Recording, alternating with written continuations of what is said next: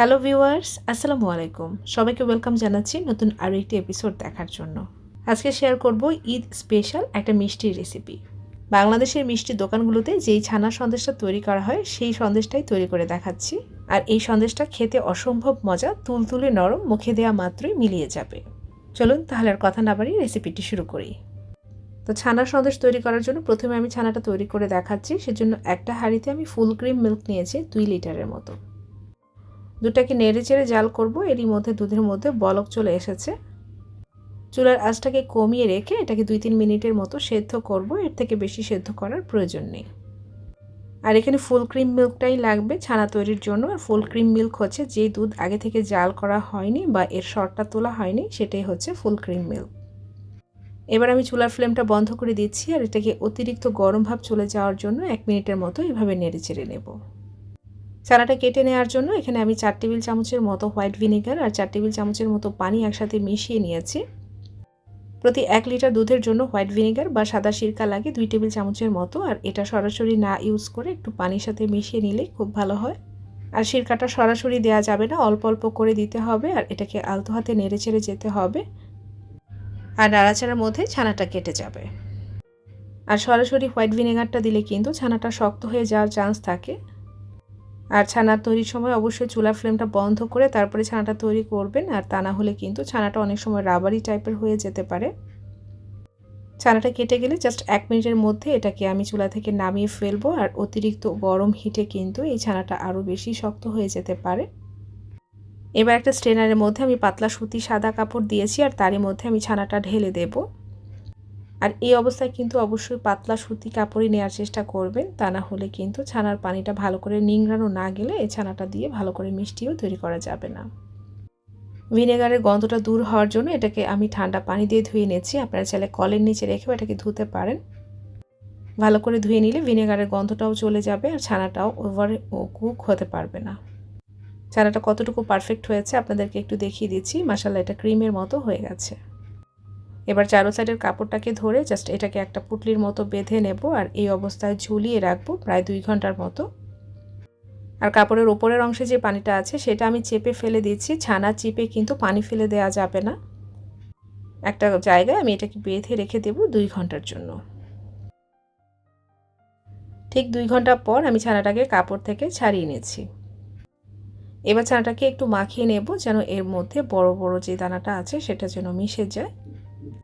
আর যেহেতু এটা ছানার মিষ্টি, ছানা কেটে নেওয়াটা কিন্তু খুব ইম্পর্টেন্ট। আর আপনারা অবশ্যই এই টিপসগুলো মনে রেখে তারপরে তৈরি করবেন, এতে করে পারফেক্ট রেজাল্ট পেয়ে যাবেন। ছানাটাকে আলতো হাতে মেখে আমি এক সাইডে রেখে দিচ্ছি। এবার চলে আসি সন্দেশের মালাইটা তৈরি করতে। এবার এখানে মেজারমেন্ট কাপের 1 কাপের মতো তরল দুধ দিয়ে দিচ্ছি, যেটা আমি আগে থেকে জাল করে নিয়েছিলাম। আর এর মধ্যে 1/2 কাপের মতো গুঁড়া দুধ দিয়ে দিচ্ছি, এতে করে মালাইটা খুব দ্রুত তৈরি হয়ে যাবে।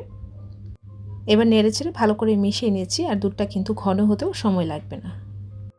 আপনারা চাইলে এখানে 1 লিটার দুধকে জাল করে 1.5 কাপের মতো করে নিতে পারেন, এতে করে আর গুঁড়া দুধ অ্যাড করতে হবে না। এই পর্যায়ে চুলার ফ্লেমটাকে একদম কম আঁচে রেখে আমি ছানাটা ঢেলে দিচ্ছি আর স্প্যাচুলা দিয়ে এইভাবে চেপে চেপে ভালো করে মিশিয়ে নেব। আর মালাইয়ের মধ্যে ছানাটাকে দিয়ে এমনভাবে নেড়ে চেড়ে যেতে হবে যেন এটা একদম পেস্টের মতো হয়ে যায়। ছানাটা যখন ভালো করে মেশানো হয়ে যাবে তখন আমি চুলার ফ্লেমটা সামান্য একটু বাড়িয়ে দেব, কারণ মালাইটা যেহেতু ঘন আর ছানাটাও পেস্টের মতো হয়ে গেছে, এতে করে কিন্তু এটা পুড়ে যেতে পারে। এবার ছানার মধ্যে মিষ্টির জন্য আমি চিনি অ্যাড করে দিচ্ছি। আর চিনি আমি এখানে 1/2 কাপের মতো নিয়েছি। 1/2 কাপ চিনি দিয়ে কিন্তু এটা একদম হালকা মিষ্টি হবে। আপনারা একটু বেশি মিষ্টি খেতে চাইলে এখানে মিষ্টির পরিমাণটা একটু বাড়িয়ে দিতে পারেন, তবে ছানার সন্দেশটা একটু লাইট হলেই খেতে ভালো লাগে। আর 1/2 কাপ চিনি কিন্তু আমি সম্পূর্ণটা ঢেলে দিইনি, আমি অর্ধেকটা মিশিয়ে নিয়েছি ভালো করে, তারপরে আমি আরও বাকি অর্ধেকটা দিয়ে দেব। চিনিটা মেশানোর পর ছানাটা একটু পাতলা হয়ে যাবে। এটাকে আবার অনবরত নেড়েচেড়ে এভাবে জাল করতে করতে এটা আগের পর্যায়ে চলে আসবে। এই পর্যায়ে একটু ধৈর্যের সাথে এটাকে অনবরত নেড়েচেড়ে জাল করতে হবে। আর এখানে কিন্তু এটা অনেকটাই ঘন হয়ে গেছে। এটা যখন এরকম ঘনত্ব চলে আসবে আর প্যান থেকে কিছুটা ছেড়ে আসবে, তখন কিন্তু আমি চুলার ফ্লেমটা বন্ধ করে দিচ্ছি। একটা কেক মোল্ডের মধ্যে কিছুটা পরিমাণ বেকিং পেপার দিয়ে আমি এর মধ্যে ছানাটা ঢেলে দিচ্ছি। আমি যেহেতু একটু মোটা আকৃতির ছানার সন্দেশ তৈরি করব, সেজন্য আমি কেক মোল্ড নিয়েছি। আর আপনাদের হাতের কাছে এরকম কেক মোল্ড না থাকলে আপনারা একটা ট্রের মধ্যে ঢেলে এটাকে এক সাইড করে একটু উঁচু একটা স্কোয়ার শেপ করে দিবেন স্প্যাচুলা দিয়ে চেপে চেপে, তাহলেই কিন্তু হয়ে যাবে। এবার স্প্যাচুলা দিয়ে একটু চেপে চেপে দিচ্ছি। আর আপনারা কিন্তু এখানে বেকিং পেপারটা না দিয়ে একটা ফয়েল পেপার বা প্লাস্টিক র্যাপার দিলেই ভালো হয়। আর এই বেকিং পেপারটা গরম সন্দেশের কারণে একটু লেগে গেছে। এবার এটাকে নর্মাল ফ্রিজে রেখে দিব 2 থেকে 3 ঘন্টার জন্য। 2-3 ঘন্টা পর এটা কিন্তু একদম সেট হয়ে গেছে। হাতে সময় থাকলে আরও একটু সময়ের জন্য রেখে দিতে পারেন। এবার একটা ট্রের মধ্যে উল্টো করে জাস্ট একটু ঢেলে দিচ্ছি। আমি বলেছিলাম যে বেকিং পেপারটা এই ছানার সন্দেশের মধ্যে লেগে গেছে। এবার একটা ধারালো ছুরির সাহায্যে মাঝ বরাবর এটাকে আমি কেটে নিচ্ছি। আর এটা খেতে এত মজার, একদম মুখে দেওয়া মাত্র মিলিয়ে যায় আর তুলতুলে নরম। আর প্রতিটি সন্দেশ আমি এই সাইজ করে কেটে নিচ্ছি। আপনারা চাইলে ছোট বড় আরও আকৃতিতে কেটে নিতে পারেন।